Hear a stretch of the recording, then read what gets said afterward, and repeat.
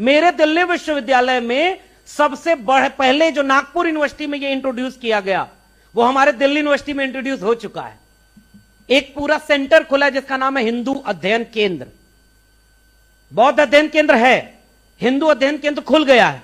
मुझे खुशी है, मुझे इससे कोई विरोध नहीं है। हिंदू अध्ययन केंद्र खुले, उसमें मनुस्मृति पढ़ाई जाए। आपने गूगल करके पढ़ा कि नहीं? दिल्ली यूनिवर्सिटी अपने लॉ के कोर्स में मनुस्मृति को एज ए रेफरेंस इंट्रोड्यूस कर रही थी। वहां बहुत विरोध हुआ, फिर वो रुक गया। मैं चाहता हूं कि मनुस्मृति पढ़ाया जाए, लेकिन उस कोर्स में बाबा साहब डॉक्टर अंबेडकर का एनिलेशन ऑफ कास्ट और ज्योतिबा फूले की गुलामगिरी भी पढ़ाई जाए। पढ़ने से हमें कोई ऐतराज नहीं, लेकिन सब पढ़ाया जाए तब बात हो। क्या यह खतरा कॉन्स्टिट्यूशन पर है कि नहीं? यूनिवर्सिटी को एक आइडियोलॉजी का अड्डा बनाया जा रहा है। आप प्रोफेसर हैं, अगर आप साइंस एंड टेक्नोलॉजी में रिसर्च कर रहे हैं जिससे सोसाइटी को दिक्कत नहीं है, तो आपको कोई परेशान नहीं करेगा। अभी एक हमारे सबसे सीनियर फेलो को अवार्ड दिया जा रहा था, तो इंट्रोडक्शन में बोला गया कि इनका प्रमोशन रुक गया, लेकिन इन्होंने रिसर्च रोका नहीं। कितने लोग ऐसा जोखिम उठाने के लिए तैयार है? सर, अब तो प्रमोशन जरूरी हो गया, रिसर्च तो अगली पीढ़ी कर लेगी। am I राइट और रॉन्ग? कुछ चीजें हमें थोड़ा सा समझनी होगी। मैं खड़ा होकर के किसी और को क्रिटिसाइज करूं, इससे ज्यादा जरूरी यह है कि कहां हमसे चूक हो रही है। सोसाइटी पीछे जा रही है सर। सोसाइटी पर रोज टेलीविजन पर दिखाया जा रहा है कि धर्म खतरे में है, मस्जिद के नीचे से मंदिर खोदना है। अब आपका रिसर्च कितना दिन बचेगा? इसलिए मैं इस लॉजिक को लेकर के आपके सामने रखना चाह रहा हूं। गोखले साहब खड़े हो रहे थे, उन्होंने कहा कि बिल्ली रास्ता काट दे, तो आज भी लोग डर के रुक तो जरूर जाते हैं। मैं कई बार सोचता हूं बिल्लियों को यह बात पता भी नहीं कि वो इतनी अशुभ है, क्योंकि बाकी दुनिया की बिल्लियों को रास्ता काटते हुए कुछ भी नहीं होता। मैं तो केवल सोचता हूं कि सारा ज्ञान विज्ञान धर्म के नाम पर जो था वो केवल भारत में है, और सारा रिसर्च जो सबसे ज्यादा है वो कहां हो रहा है? अब इससे ज्यादा बोलने पर देखिए समय खराब है, इसलिए इशारे में बात बोलते हैं। लेकिन कहना यह है कि अगर आप रिसर्च इंस्टीट्यूट को बचाना चाहते हैं, लॉजिक को बचाना पड़ेगा। और लॉजिक को बचाने के लिए मैं एक रेफरेंस दे दूं, आखिरी के 10 मिनट मेरे पास बचे हैं, उससे ज्यादा नहीं बोलेंगे। महात्मा फूले ने एक किताब लिखी। मैं प्रोफेसर नहीं हूं, लेकिन रेफरेंस के साथ ही बात करूंगा। अगर बिना रेफरेंस के अगर आपको बात करना है तो आपको कम से कम प्रधानमंत्री होना होता है। आप तब बोल सकते हैं कि सिकंदर ने पोरस से क्या लड़ाई लड़ी थी, गुरु नानक, विवेकानंद और कबीर एक साथ बैठ करके बात किया करते थे। यह सब आप तब बोल सकते हैं जब आपका ओहदा बड़ा हो। अगर हमारा ओहदा छोटा है तो हम झूठ बोलने की सहूलियत हमारे पास नहीं है। लॉजिक कहता है कि फैक्ट्स एंड फिगर के साथ बात होनी चाहिए। फैक्ट्स ये है कि ज्योतिबा फूले की किताब है जिसका नाम है तृतीय रत्न, कभी मिले तो पढ़िएगा। कंपाइल उनका पूरा वर्क पब्लिश हो गया है हर लैंग्वेज में, और गवर्नमेंट ने पब्लिश किया है। इसलिए मैं वो रेफरेंस लूंगा तो कम से कम मुकदमा मेरे ऊपर नहीं होगा, महात्मा फूले के ऊपर होगा, क्योंकि लिखा तो उन्होंने है। तृतीय रत्न में महात्मा फूले लिखते हैं कि एक आदमी बहुत परेशान हुआ, तो वो किसी के पास गया, और जिसके पास गया वो आप समझ जाएंगे कौन है, मैं उनका भी नाम नहीं लूंगा, क्योंकि उन्होंने ये दावा किया था कि हम धरती पर भगवान के अवतार हैं। तो तृतीय रत्न नाटक में महात्मा फूले लिखते हैं कि जब वो आदमी गया और उसने कहा कि मैं बहुत परेशान हूं, तो उसने कहा कि आपका ग्रह दशा ठीक नहीं है। और गोखले साहब ने इंट्रोडक्शन वहीं से दिया था, मैं इसलिए रेफरेंस आपको बस दे रहा हूं। उसने कहा कैसे? तो कहा शनि ठीक जगह पर नहीं है। हालांकि शनि को पता नहीं, मतलब भारत में कितनी शादियां टूट गई कि किसी का मंगल ग्रह ठीक था कि नहीं, और मंगल को यह बात पता नहीं है। हमारे देश में यह होता है, और इसे एक परंपरा के नाम पर सेलिब्रेट करते हैं। मैं आपसे एक लॉजिक देके जाऊं कि अगर हिंदू होना एक धर्म है, तो फिर कबीर कौन थे? सवाल है मेरा। कबीर क्या थे? कबीर हिंदू थे कि नहीं थे, मैं जानना चाह रहा हूं। और कबीर पर कोर्स में मेरे सिलेबस में यूनिवर्सिटीज में पढ़ाया जाता है।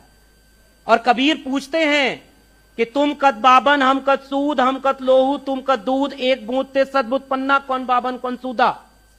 हमने नहीं लिखा है, कबीर ने लिखा है। और कबीर इंट्रोडक्शन यूनिवर्सिटी के सिलेबस में है।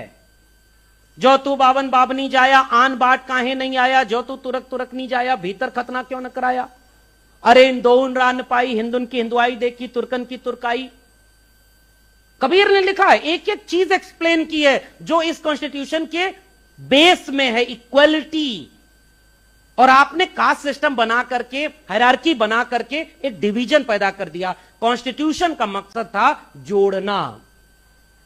इसलिए मैं कबीर को रेफरेंस में ले रहा हूं। वो आदमी बोलता है कि शनि ठीक जगह पे नहीं है। उसने कहा कैसे होगा? तो कहा एक वही काम कराना होगा, हवन 10,000 रुपया लगेगा। कहे पैसा तो नहीं है। कहा चलो अच्छा तुम्हारे लिए 50% डिस्काउंट 5,000 में करा देंगे। और मैं रेफरेंस के साथ बोल रहा हूं।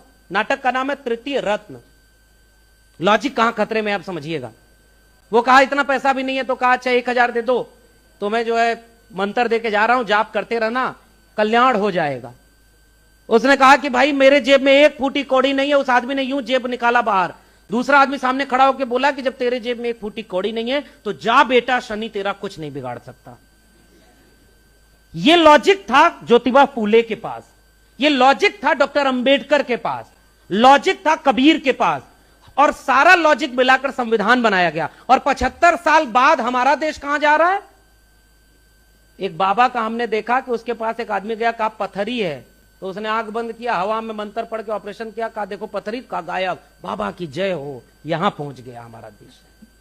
अब आप क्या रिसर्च करेंगे लैब में? वहां रिसर्च हो गई। और दिक्कत यह नहीं है कि पहले फ्रिंज एलिमेंट ये सब बोला करते थे, पहले भी थे। अब उसे इंस्टीट्यूशन में इंट्रोड्यूस करके बड़े बड़े ओहदे पर बैठाया जा रहा है कि आप अपनी यूनिवर्सिटी में ये काम करिए। और जो SC ST OBC इंप्लॉई हैं वो अगर बोलेंगे तो उनके ऊपर चार कमेटी बिठा दीजिए, उनका प्रमोशन रोक दीजिए, उनको इतना परेशान करिए कि सब हां में हां मिलाने लगे। ये मैं एक बात जो मुझे कहनी थी, जो सबसे इंपॉर्टेंट है, वो मैं कहना चाह रहा था। आखिरी में 2-3 चीजें संविधान की। संविधान शुरू कहां से होता है? इस देश में एक संविधान सभा बनी जब 2 साल 11 महीने 18 दिन, और आज तारीख है 30 नवंबर। आज से ठीक 5 दिन पहले बाबा साहब डॉक्टर भीमराव अंबेडकर ने 25 नवंबर 1949 को कॉन्स्टिट्यूशन असेंबली में एक सबसे शानदार स्पीच दी थी। और पढ़ना चाहिए हर एक व्यक्ति को। 25 नवंबर 1949 को डॉक्टर अंबेडकर की स्पीच पढ़नी चाहिए।